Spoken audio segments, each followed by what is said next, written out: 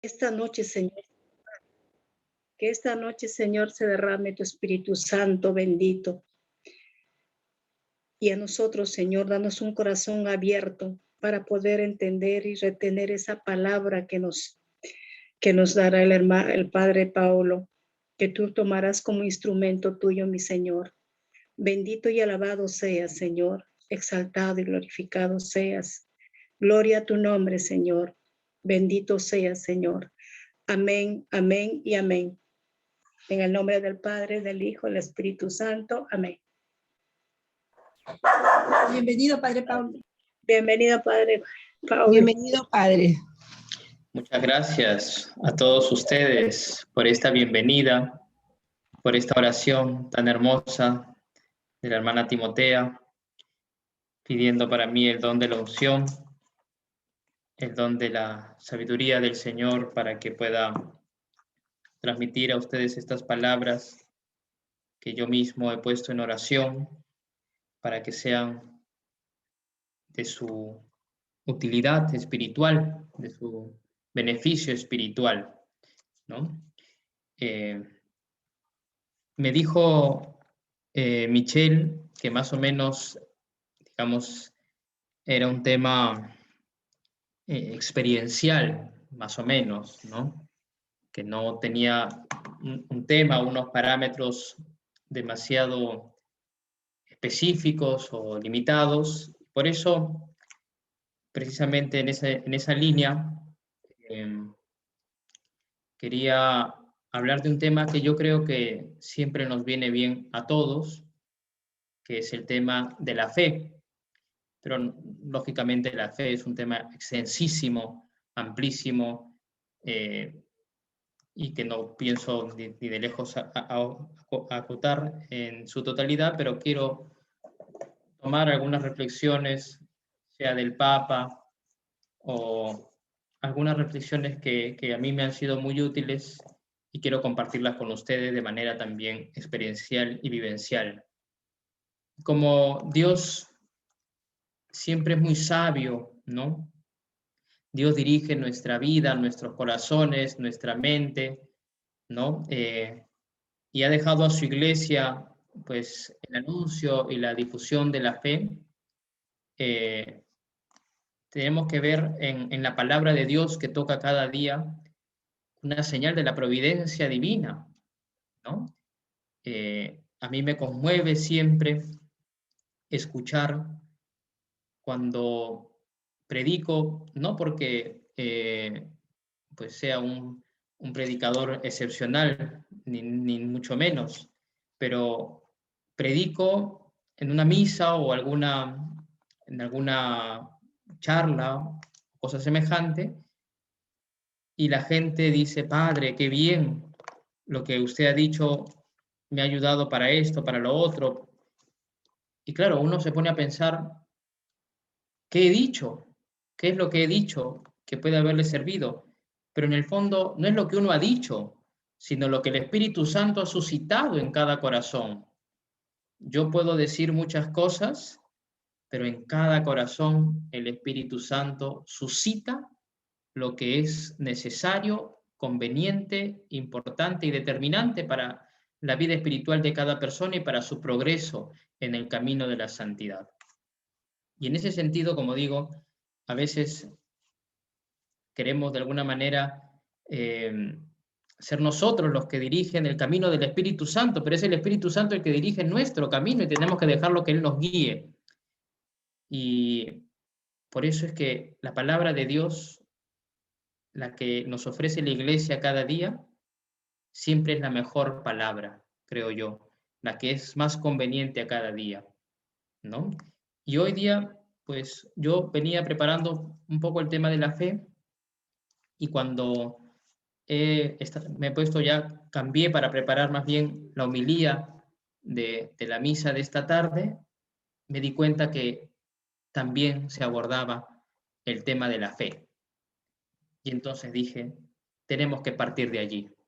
Qué sabio es Dios, cómo el Espíritu Santo aletea, ¿no? de manera absolutamente fuera de nuestros límites y de nuestros parámetros y de nuestros condicionamientos. Él nos dice de qué tenemos que hablar, qué tenemos que reflexionar, qué nos hace falta. Y por eso, hoy día que tenemos este evangelio que nos habla de la fe, quiero que sea también pues, el punto de partida de estas reflexiones que vamos a tener el día de hoy, ¿no? Es el Evangelio de Mateo, capítulo 9, versículo 18 al 26, el que corresponde al lunes de la 14ª semana del tiempo ordinario, el día de hoy, y que ustedes habrán leído en la Santa Misa, o habrán escuchado en la Santa Misa, y voy a leerlo para que a todos nos ilumine la palabra de Dios en el corazón. Mientras decía estas cosas, un hombre importante se acercó, se postró ante él y le dijo: mi hija se acaba de morir, pero ven, pon la mano sobre ella y vivirá. Jesús se levantó y le siguió con sus discípulos. En esto una mujer que padecía flujo de sangre hacía 12 años, acercándose por detrás, le tocó el borde de su manto, porque se decía a sí misma: con solo tocar su manto me curaré. Jesús se volvió y mirándola le dijo: ten confianza, hija, tu fe te ha salvado. Y desde ese mismo momento quedó curada la mujer. Cuando llegó Jesús a la casa de aquel hombre, vio a los músicos fúnebres y a la gente alterada. Comenzó a decir: retírense, la niña no ha muerto, sino que duerme. Pero se reían de él. Y cuando echaron de allí a la gente, entró, la tomó de la mano y la niña se levantó. Y esta noticia corrió por toda aquella comarca. Palabra del Señor. Pues bien, queridos hermanos, me preguntan en el Evangelio, es Mateo 9, capítulo 9, versículo 18 en adelante. Bien, Evangelio, como todas las páginas del Evangelio, muy hermosas y con, por supuesto, muchas facetas para contemplar, reflexionar y aplicar a nuestra vida, que es en el fondo lo que queremos finalmente hacer con el Evangelio. No es un libro que leemos y que, ¿no? que aprendemos de memoria, por decirlo de alguna manera, y eso ya es suficiente, ¿no? Porque los fariseos y los judíos más observantes también se sabían de memoria la Torá, se sabían de memoria las Escrituras, y el Señor les echa en cara su incredulidad y su falta de fe. Les dice: ustedes alargan las filacterias de los mantos, ustedes se ponen en las esquinas de las plazas para hacer ver a la gente que ustedes pues, son muy oradores, muy rezadores, pero les falta fe. Hay que aprender, hay que leer, hay que interiorizar, pero sobre todo hay que llevar a la práctica, ¿verdad? Entonces, lo primero que hay que decir es que hay dos milagros aquí, ¿verdad? En primer lugar, el milagro de la curación de una mujer que se pone como una cuña, un añadido en medio de un relato más grande, ¿no? La curación de una mujer que sufría hace 12 años flujos de sangre. Y después la curación de la hija de Jairo, la curación de este jefe de los judíos, ¿verdad? La curación o la resurrección, mejor dicho, de la hija de Jairo. Bien, vamos en primer lugar a ver esta cuña, digamos así, este añadido, este milagro que se inscribe dentro de un gran milagro también de la resurrección, y es la curación de esta mujer que sufría flujos de sangre, ¿no? Dice el Evangelio que una mujer padecía flujos de sangre. Esta enfermedad, además de la parte, vamos a decir así, física, la parte más biológica de la enfermedad, a esto se tenía que añadir el tema de una dolencia de tipo espiritual, ritual y religiosa. ¿A qué me refiero? A que esta mujer no solamente padecía en sí misma la enfermedad, sino que precisamente por padecer esa enfermedad de los flujos de sangre, era considerada una mujer impura, ¿no? Era impura. Y por lo tanto, de alguna manera también rechazada por el pueblo, rechazada por los demás. Debía estar aparte, debía estar alejada de los demás porque era una mujer impura. Y quien se acercara a ella o entrara en contacto con ella, también quedaba impuro. Y por tanto, esta mujer, junto a la enfermedad física que sufría, sufría también el rechazo de sus hermanos, el aislamiento social y una cosa más, puesto que el flujo de sangre suponía una impureza de tipo ritual religiosa, esta mujer pensaba que estaba siendo castigada por Dios y que Dios también la rechazaba. Fíjate hasta qué punto entonces esta mujer debe sufrir en su interior, no solamente en el exterior, en la parte física, en la parte biológica, en la parte humana, sino también en la parte espiritual. A la enfermedad física se añade el dolor espiritual. Me siento abandonada de Dios, me siento rechazada por los demás. Es un dolor de tipo físico, humano, espiritual. Y allí ya tenemos la primera consecuencia práctica para nuestra vida.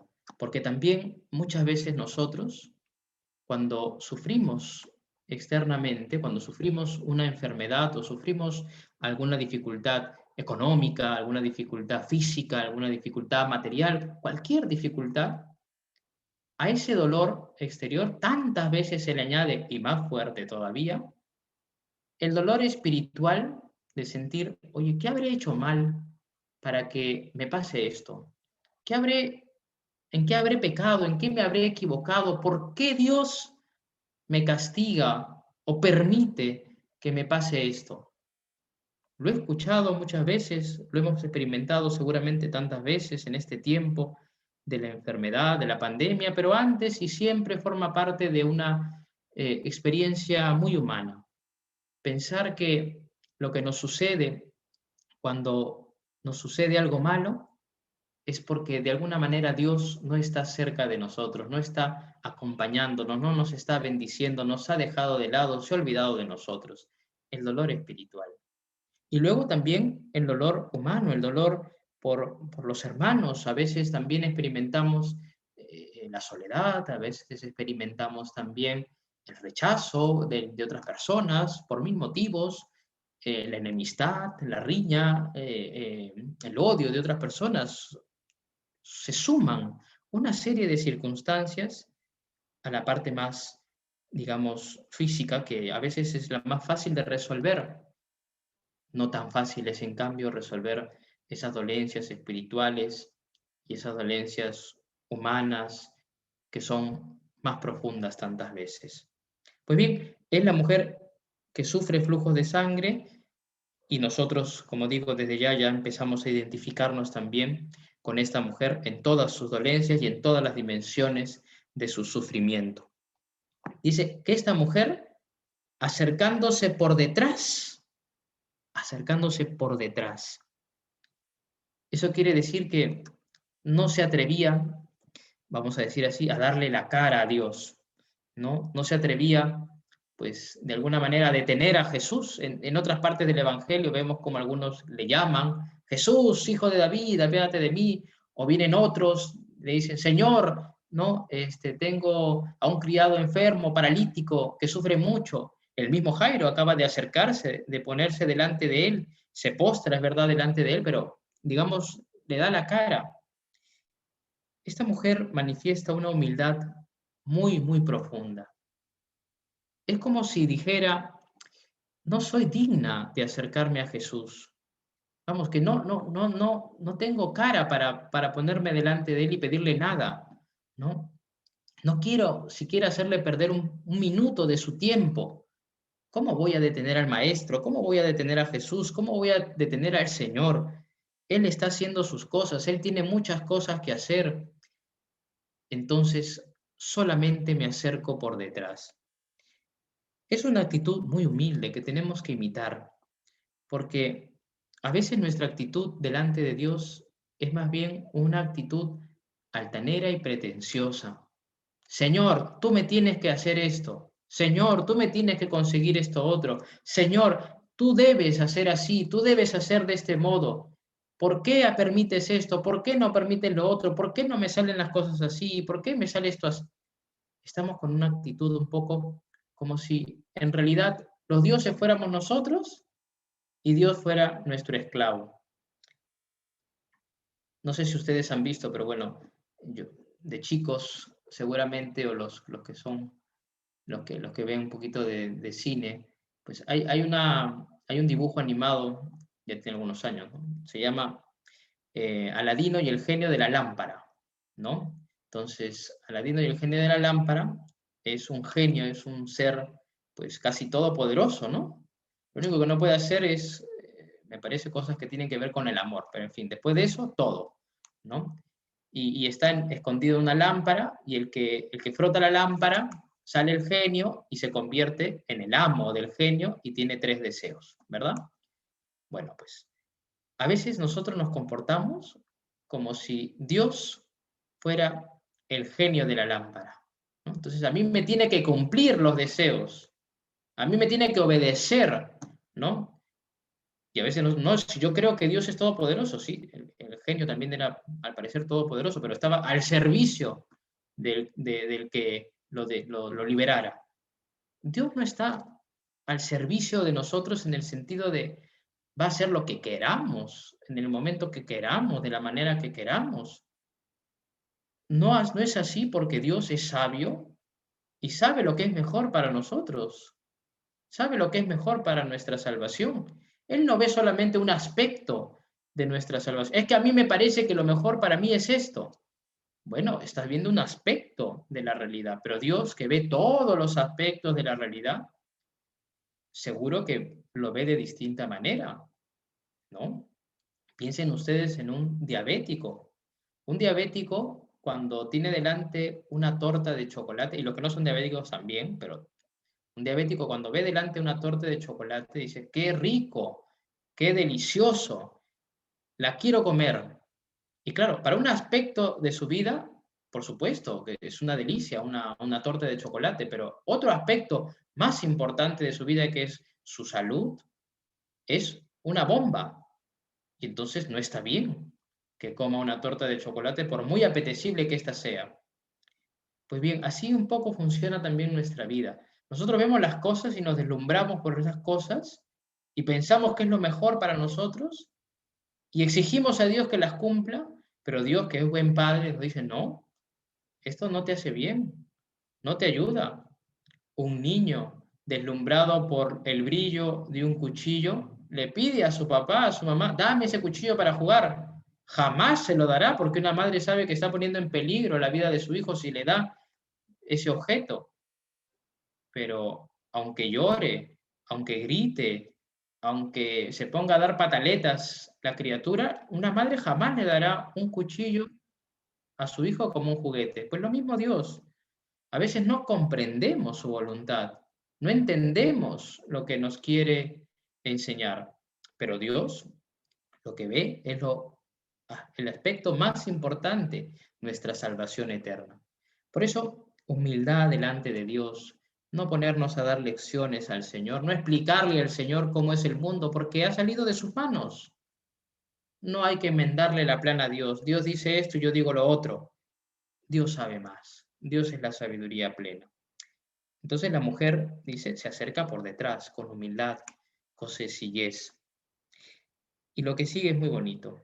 La verdad es que es para estar todo el día pensando y reflexionando qué fe tiene esta mujer. Dice, tocó el borde de su manto, porque se decía a sí misma, con solo tocar su manto me curaré.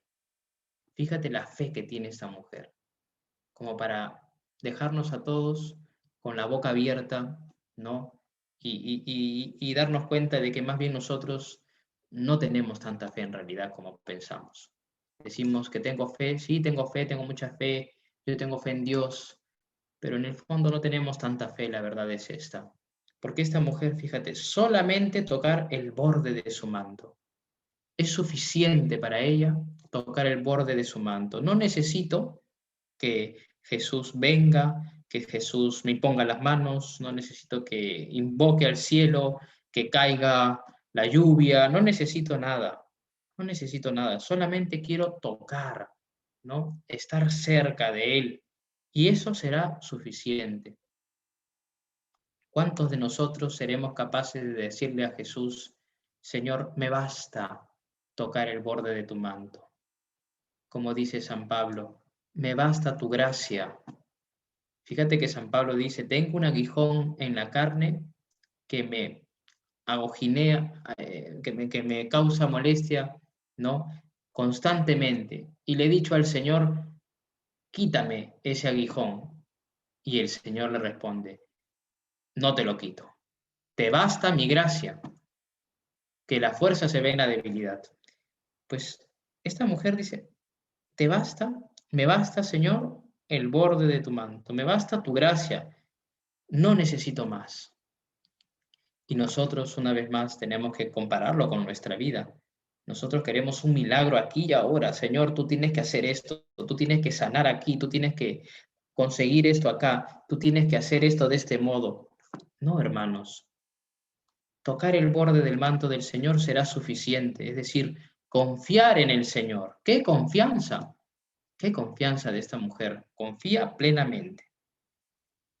Entonces se realiza el milagro, porque cuando hay esta humildad, cuando hay esta sencillez, cuando hay esta confianza, cuando hay esta fe real, entonces Jesús te dice, ánimo, tu fe te salva, tu fe te cura, tu fe te lleva a la salvación.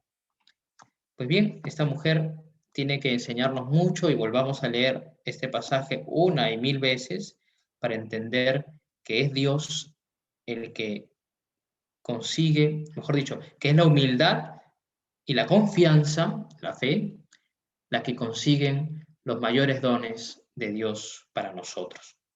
Pero bien, este texto estaba introducido dentro de un pasaje un tanto más extenso y es también un milagro, en este caso ya no una curación, sino una resurrección, ¿no? La resurrección de la hija de Jairo. Y entonces, una vez más, encontramos también esa actitud de humildad, ¿no? Un hombre importante se acercó y se postró ante él. Una vez más, la condición primera para recibir la humildad, para recibir, perdón, el milagro, para recibir la acción de Dios, para recibir la gracia de Dios, es siempre la humildad, ¿no? Y la confianza. Fíjate lo que dice Jairo, mi hija acaba de morir, pero ven, pon la mano sobre ella y vivirá. Confianza, una vez más. Lo mismo que la mujer hemorroísa, humilde, confía también. Señor, mi hija ha muerto. O sea, no es que está enferma, no es que está muy mal, no es que está al borde de la muerte. Vamos a ver si podemos conseguir pues, que se restablezca, que se recupere, ¿no? Que parece una cosa fácil, o mejor dicho, mucho más fácil, por supuesto, que resucitar a alguien, ¿no? Que incluso está dentro de los parámetros de lo que humanamente es posible. No, no, la hija ha muerto. Su hija ha muerto. Y él lo sabe. Se lo dice, mi hija ha muerto. Pero tú ven, Señor. Tú ven, porque si tú vienes, ella vivirá. Nos hace acordar también a la resurrección de Lázaro, ¿no? Un poco, más o menos es lo mismo, están las hermanas, ¿no? Marta y María llorando por la muerte de su hermano. ¿Y qué le dice Marta? Le dice, si tú hubieras estado aquí, mi hermano no habría muerto. ¿No? Qué confianza. O sea, ellas saben, lo mismo que Jairo sabe, que la acción de Jesús es una acción siempre milagrosa, siempre benevolente, es una acción divina que está por encima de nuestras posibilidades. Nosotros podemos sanar a los enfermos, aplicar la medicina, ¿no? Poner al servicio de las personas y de sus enfermedades la ciencia, pero llega un nivel, un punto en donde ya nosotros los hombres no podemos llegar. Después de la muerte, pues ya nosotros no podemos sacar a la gente de ese sueño, de esa muerte. Pero Jesús sí que puede. Y entonces Jairo acude a aquel que sí puede, al único que es capaz de sacar a su hija de ese abismo de la muerte. Ven, Señor, porque mi hija ha muerto, pero si tú vienes, ella vivirá. Bueno, Jesús va, viene pues el texto de la hemorroísa, y entonces ahora vamos a lo que sigue, ¿no? Cuando Jesús llegó a la casa de aquel hombre, vio a los músicos fúnebres y la gente alterada, ¿no? Porque su hija ha muerto, parece que acaba de morir. De hecho, en otro pasaje paralelo, la hija muere de camino a casa de Jairo, y por lo tanto, pues parece que la hija en realidad estaba pues al borde de la muerte o muy, muy cercana a la muerte, acaba de morir. Entonces, cuando acaba de morir, pues una niña, pues evidentemente hay un sobresalto en medio, ¿no? Todo el mundo naturalmente se siente dolido, acongojado, viene el momento del dolor, ¿no? Ya estaban los músicos fúnebres, ¿no? Tocando pues la música fúnebre, porque ya había muerto la niña, ¿no? Entonces, entra Jesús y dice a todos que están en medio de ese tumulto, dice, la niña no ha muerto, sino que duerme. Y se reían de él, se reían de Jesús, porque dice, la niña no ha muerto, sino que duerme, ¿no? Se ríen de Jesús, que hay que tener, de verdad, mucha insolencia para reírse de Jesús, pero se ríen de él.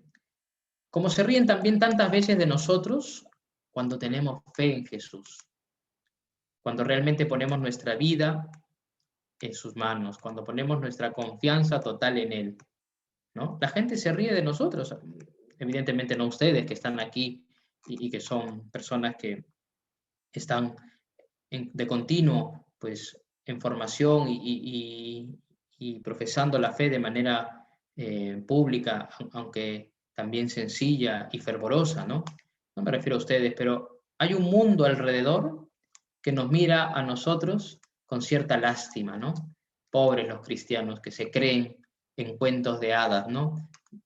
Como le decían a San Pablo los griegos, ¿no? Cuando hablaba a los griegos en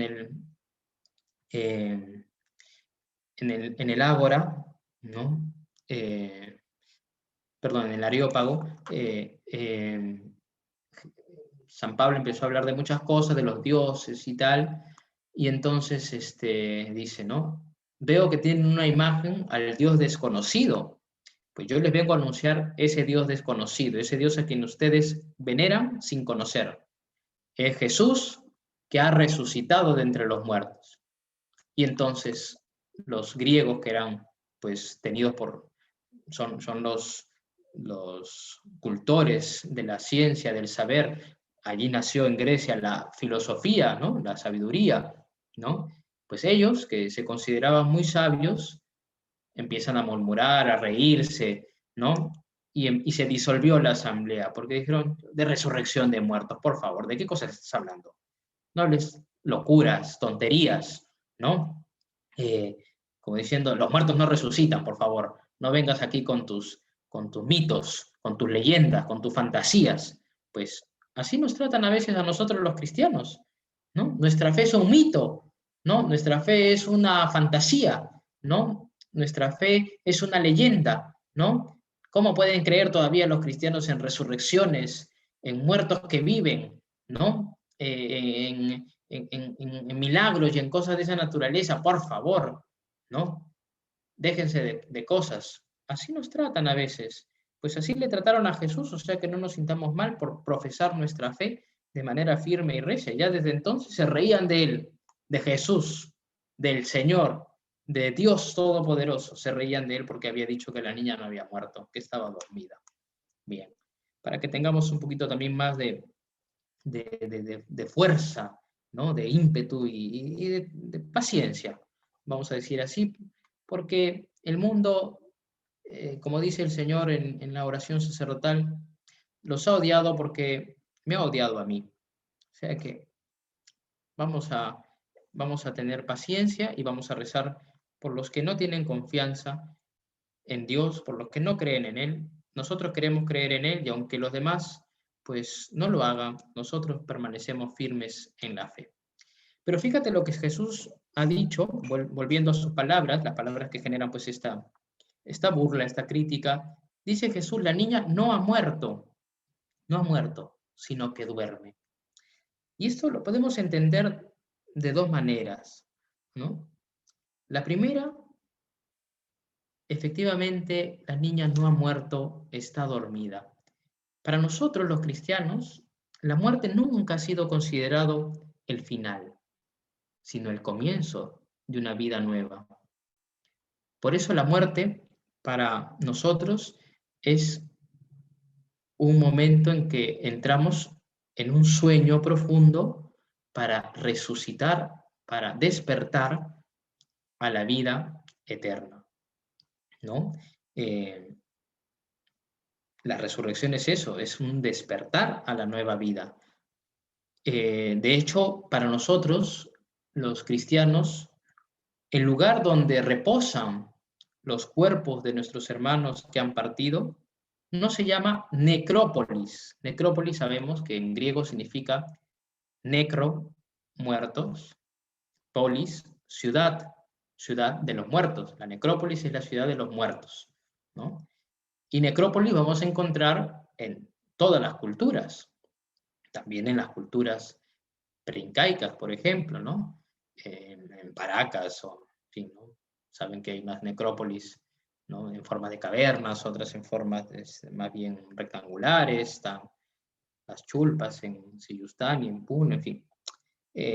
Las necrópolis, por supuesto que en las antiguas ciudades griegas y romanas, etcétera, ¿no?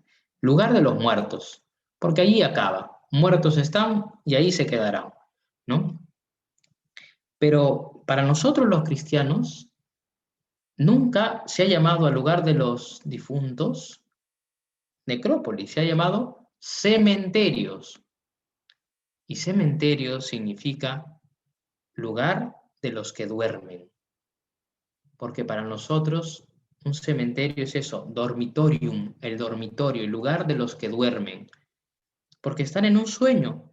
Y por eso rezamos nosotros, dale el descanso, Señor, concédele el descanso para que resucite a la vida nueva. Entonces, cuando Jesús dice, la niña no ha muerto, sino que duerme, nos está recordando una vez más el hecho de que la muerte no es el final, sino simplemente un sueño para una vida nueva, para despertar a una vida plenamente feliz con Dios nuestro Padre. Pero en segundo lugar, también nos sirve para meditar o reflexionar o para ver esta importante proclamación de la omnipotencia de Dios. El Señor dice, la niña no ha muerto, está dormida. ¿Por qué nos dice esto el Señor? Pues para recordarnos también una vez más que Él es el dueño de la muerte, que Él ha triunfado, triunfará sobre la muerte y que Él da la vida y la muerte, ¿no? Y por lo tanto, la niña no ha muerto, porque yo le voy a dar la vida, yo la voy a traer de nuevo a la existencia, a la vida, la voy a despertar de ese sueño. Y esto también nos sirve no solamente para esto, para este caso concreto de la resurrección de esta hija de Jairo, que como sabemos también tenemos que aplicar a nuestra vida, sino también para todos los problemas, las circunstancias de nuestra vida en las que parece que las cosas se tornan irreversibles, como irreversible parece ser la muerte. Hay momentos y dificultades en nuestra vida en que parece que las cosas se hacen irreversibles, que no hay solución, que no hay manera de arreglarlo, que no hay nadie que pueda arreglar esto.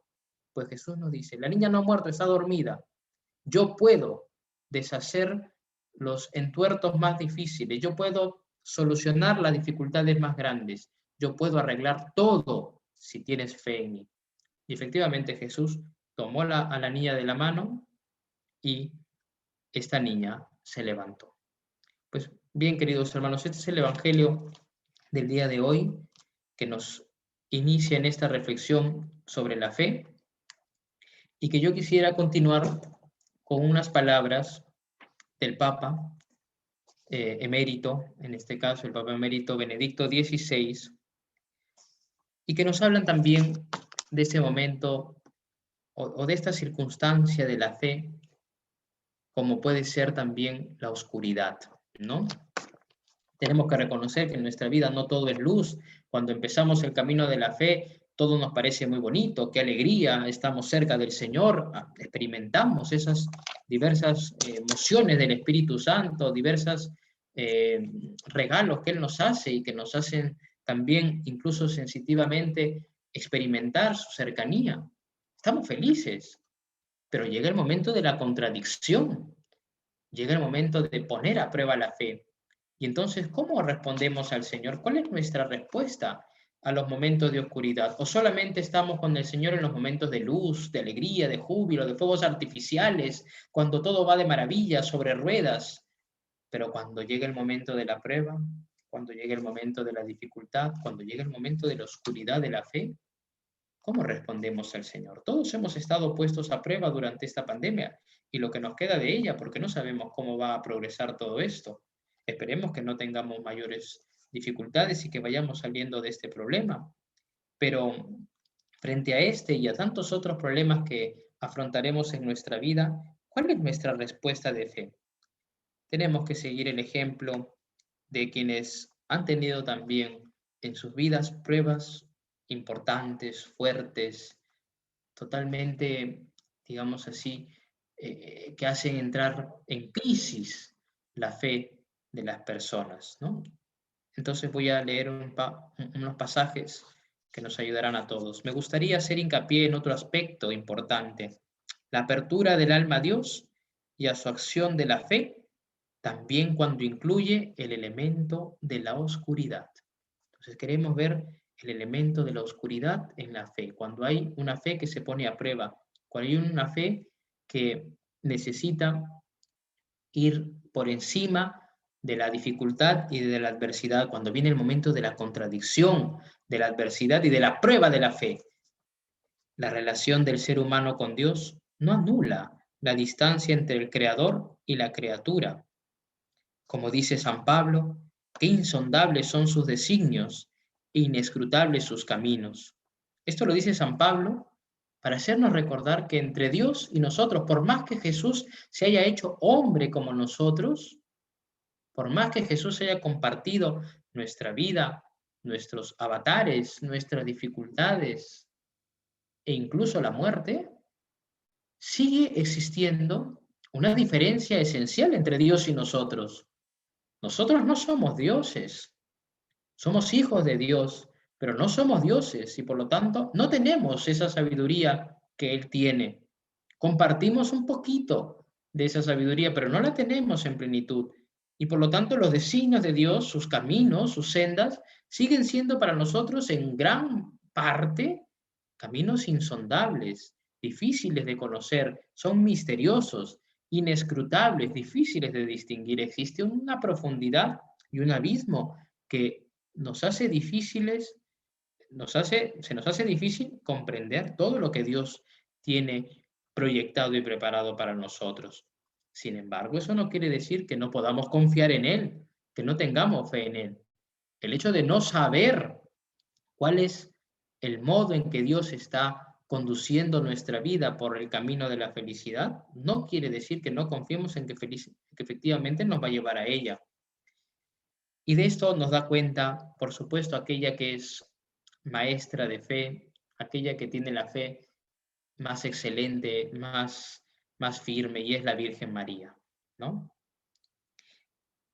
María está abierta de modo total a Dios y llega a aceptar la voluntad de Dios, incluso si es misteriosa, incluso si se presenta oscura, a pesar de que a menudo no corresponde a la propia voluntad. Y esto es muy importante. Fíjate lo que dice el Papa. En la vida de María, su voluntad a menudo no concurre, no corresponde con la voluntad de Dios. No porque uno quiera hacer cosas contrarias a Dios, sino porque a veces uno se programa y dice, oye, esto es lo mejor. Pero es lo mejor según nuestro modo de ver. Según el modo de ver de Dios, a lo mejor hay que ir por otro camino. Y dice, a menudo no concurre, no corresponde a la propia voluntad. Y es la voluntad de Dios una espada que atraviesa el alma, como proféticamente lo dirá el anciano Simeón a María en el momento en que Jesús es presentado en el templo. Fíjate lo que le dice Simeón, ¿no? Está presentando a su niño Jesús en el templo, es todo alegría y todo júbilo, ¿no? Pero Simeón le dice, una espada atravesará tu alma, para hacernos recordar a todos que incluso en la fe más firme viene el momento de la prueba, viene el momento de la oscuridad, viene el momento de la tormenta, de las olas, de las adversidades, ¿no? Esto sucede en la vida de María, que es la Madre de Dios. ¿Cómo no va a pasar en nuestras vidas? Precisamente también pasa en la vida de María para enseñarnos a nosotros que todos vamos a experimentar el momento de la oscuridad, el momento de la dificultad y de la prueba. Y así como ocurrió a María, antes también ya había ocurrido en el camino de fe de Abraham, nuestro padre en la fe. El camino de fe de Abraham incluye el momento de alegría por el don de su hijo Isaac, ¿no? Abraham, entrado en años, anciano, su mujer anciana, estéril, ¿no? Dios les dice, tú tendrás una descendencia como las estrellas del cielo y como las arenas de las playas.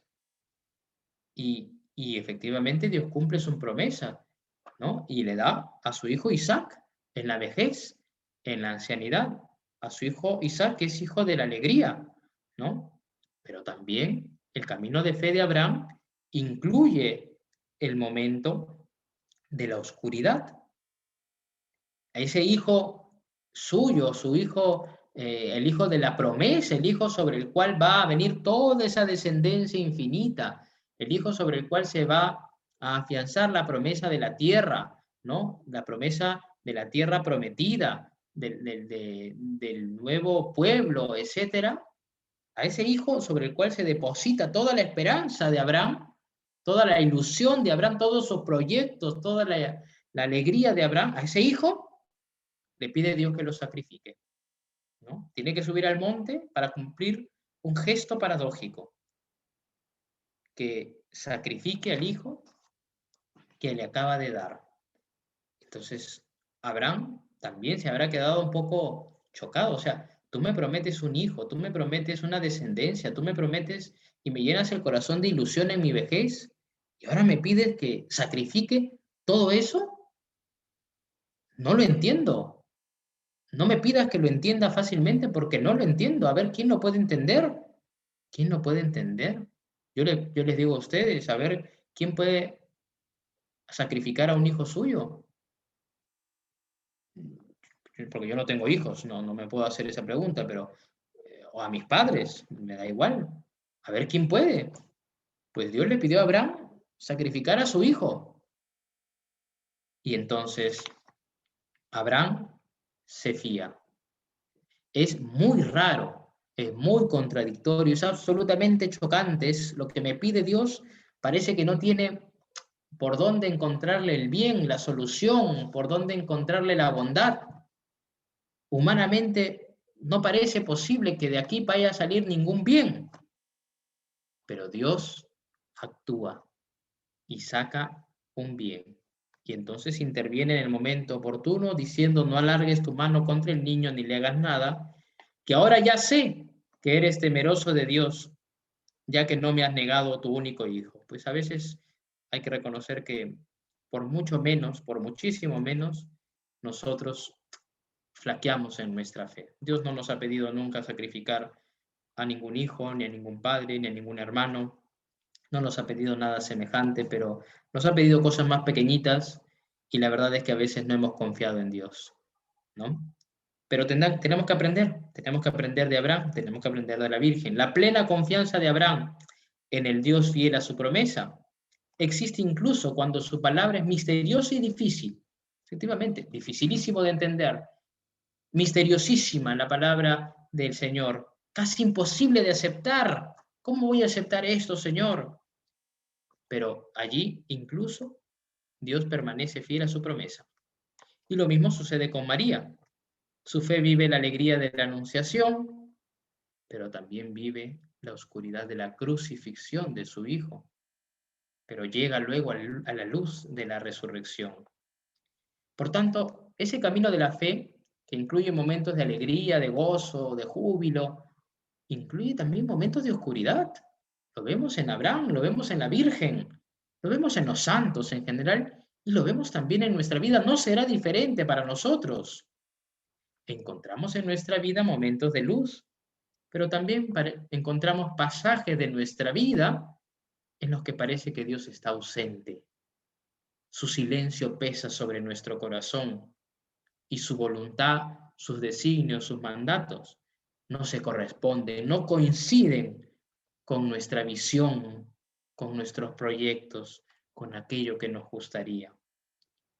Pero en esos momentos en que la voluntad de Dios y la nuestra no coinciden, en que Dios nos pide cosas que contrastan con nuestra voluntad, con nuestra visión de nuestra vida, con nuestros afanes, en esos momentos de oscuridad, en donde se cierne el misterio y las sombras sobre nuestra fe, tenemos que abrirnos todavía más a Dios y hemos de recibir el don de la fe. Poner nuestra confianza en Él por completo, como Abraham y como María. Cuando nos abrimos con total confianza, en plenitud a la fe, tanto más nos hace capaces de vivir su presencia y de experimentar esas situaciones de la vida en paz y con la garantía de su lealtad y de su amor. Esto significa, evidentemente, hermanos, un esfuerzo importante, no es fácil. Significa salir de nosotros mismos, de nuestro propio proyecto de vida, de nuestra propia manera de pensar, para dejar que la palabra de Dios que guía nuestros pasos se abra paso en nuestra vida. Lámpara es tu palabra para mis pasos, luz es mi sendero. Lo juro y lo cumpliré, guardaré tus justos mandamientos. Es la palabra de Dios la que nos tiene que guiar en el camino de la fe, en el camino de la vida. Pues, queridos hermanos, pensando en todo esto, evidentemente a veces nos preguntamos, ¿no? ¿Cuáles son, pues, los problemas más importantes de nuestra vida, de nuestra iglesia, ¿no? A veces cuando nos reunimos ahora en el grupo y tal, y queremos ver cómo podemos afrontar los problemas más importantes, y a veces decimos, no, el problema más importante es que hay una pandemia, ¿no? Entonces no podemos reunirnos, ¿no? El problema más importante es que, bueno, no todos tenemos internet, entonces no todos pueden conectarse, ¿no? Bueno, evidentemente hay muchos problemas, ¿no? Materiales, pero el problema más importante no son los problemas materiales. La verdadera crisis en la iglesia, la verdadera crisis en el mundo, la verdadera crisis en cada uno de nosotros, es una crisis de fe. Si no llegamos a una verdadera renovación de la fe, aunque tengamos todo el internet del mundo, aunque tengamos todos los medios materiales del mundo, tengamos pues, ¿no? Se haya acabado la pandemia, entonces ya no hay ninguna pandemia y ya nos reunimos todos y tal, pero si no resolvemos el problema de la fe, estamos en una situación crítica, Tenemos que renovar nuestra fe. Tenemos que, necesidad de este alimento de amor, necesitamos afianzar nuestra fe y nuestra confianza en Cristo Jesús. Y para eso tenemos que acrecentar la amistad con Jesús, que se profundiza en la adoración a Dios, en la participación en los sacramentos, ¿no? Es verdad, hemos tenido dificultades, no hemos podido ir a las iglesias, es verdad, muchas cosas, pero para avivar nuestra fe tenemos que dirigir nuestra confianza a Jesucristo, tenemos que dirigir nuestra mirada a Jesucristo, que ha iniciado la obra de nuestra fe para que Él mismo la lleve a término. Pues bien, queridos hermanos, ¿qué es la fe? Para finalizar, es un encuentro con Dios que habla y actúa en la historia. y que convierte nuestra vida cotidiana transformando en nosotros mente, juicios de valor, decisiones y acciones concretas. La fe no es solamente una cantidad de cosas en las que creemos, por decirlo, un número de artículos de fe, ¿no? Unos valores, una ética, una moral. No, la fe es un acontecimiento de amor, es un acontecimiento de entrega a Dios, ¿no? La fe debe ser y surgir de ese acontecimiento, de ese encuentro con Cristo, ¿no? Como decía también el Papa Benedicto XVI en la encíclica Caritas in Veritate, perdón, Deus Caritas Est, que fue su primera encíclica, nos decía, la fe no es un conjunto de normas, de acontecimientos, no, la fe es un encuentro con Jesús. ¿Y cómo me voy a encontrar con Jesús si no le busco? Tengo que encontrarme con Él y entonces experimentaré la fuerza de su amor. Pues bueno, bien, hermanos, vamos a pedirle al Señor que a todos nos aumente la fe porque la necesitamos, y que seamos al mismo tiempo testimonio de esa fe en medio del mundo que ahora nos rodea. Muchas gracias, podríamos hablar toda la noche, pero hay que terminar. Gracias, hermano, por este compartir. Le damos gracias de acá de nuestro encuentro zonal. Gracias por haber darnos esa luz que necesitamos y se lo agradecemos mucho, hermano. Gracias. Gracias, Padre. Gracias. Su bendición, por favor. Claro que sí. El Señor esté con ustedes. Con tu espíritu. La bendición de Dios Todopoderoso, Padre, Hijo y Espíritu Santo, descienda sobre ustedes, permanezca para siempre. Amén. Amén. Amén. Hasta una nueva oportunidad. Que Dios los bendiga y los acompañe. Muchas gracias. Gracias, Padre Pablo. Gracias, Padre. Gracias. Muchas gracias. Muchas gracias, Padre Pablo. Bueno, hermanos, continuando con después de esta gran reflexión que nos ha dado el hermano, tengamos ese encuentro con el Señor para aumentar nuestra fe, para poder vivir como Él nos pide, ¿no? Para tener esa confianza, esa seguridad. Dios es muy amoroso. Nos hablamos, empezamos desde la hermana Carmen, continuamos con la hermana Katia y el Padre, ¿no? Prácticamente nos está haciendo reforzar nuestra fe, ¿no? Creer y tener esa confianza plena en Él. Y quiero leerles solamente lo que justo les había dicho que yo leí en la mañana en la primera lectura en Génesis, ¿no? El Señor es tan amoroso, es tan lindo, dice, ¿no? Yo estoy contigo, te guardaré doquiera que vayas y te volveré a esta tierra, porque yo no te abandonaré hasta que no haya cumplido lo que te he prometido, ¿no? Y esa es nuestra confianza en Él. No será hoy día, no será mañana, pero el Señor sabrá en qué momento. Bueno, hermanitos, continuamos con la hermanita Giovanna. Le damos el pase para la oración de las ofrendas.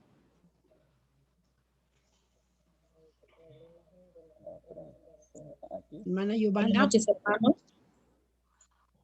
¿Se escucha? Sí, hermana, sí se escucha. Aquí. Buenas noches. Empezamos con un texto bíblico, Éxodo 25:2.